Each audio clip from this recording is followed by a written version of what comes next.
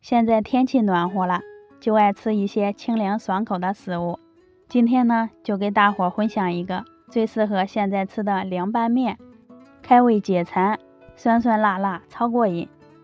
首先呢，准备一块鸡胸肉，用清水冲洗干净，凉水下锅，放入鸡胸肉，加入姜片、葱段，倒点料酒去腥，盖上锅盖，开大火烧开。煮开以后，撇去里面的血沫，用中小火煮上15到20分钟。接着准备点配菜，一根洗净的黄瓜，先切成薄片，改刀切成细丝儿，先装到盘里。洗净的香菜切成小段，和黄瓜装一个盘中备用。几瓣去皮的大蒜先拍扁，再剁成蒜末，装到小碗里。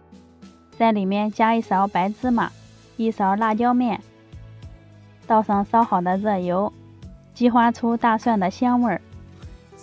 调味加入了盐、白糖、鸡精、2勺生抽、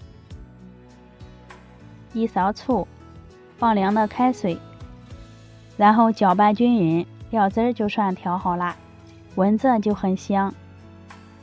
这时鸡胸肉也煮熟了，用筷子轻易就能炸透，盛出来放凉。鸡胸肉放凉之后，顺着鸡肉的纹路给它撕成鸡肉条，这样在吃的时候更好入味儿。锅里水开以后，下入一把干面条，用筷子搅一搅，防止粘连在一块儿。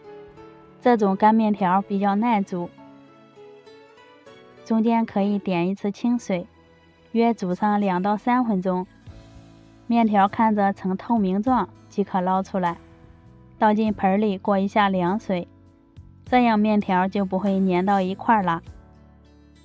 再次控干水分以后，把面条倒在大盆里面，放入鸡肉丝儿、切好的黄瓜条和香菜段，再放一把炸好的花生米，最后淋上调好的料汁儿，充分的给面条翻拌均匀，装盘就可以开动了。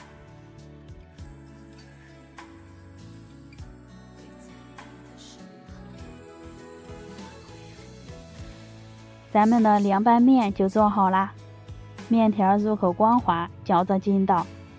天气热了就爱吃这盘凉面，酸辣爽口，比外面买的还好吃。主要是它的做法也是非常的简单，喜欢的朋友可以收藏起来试一下。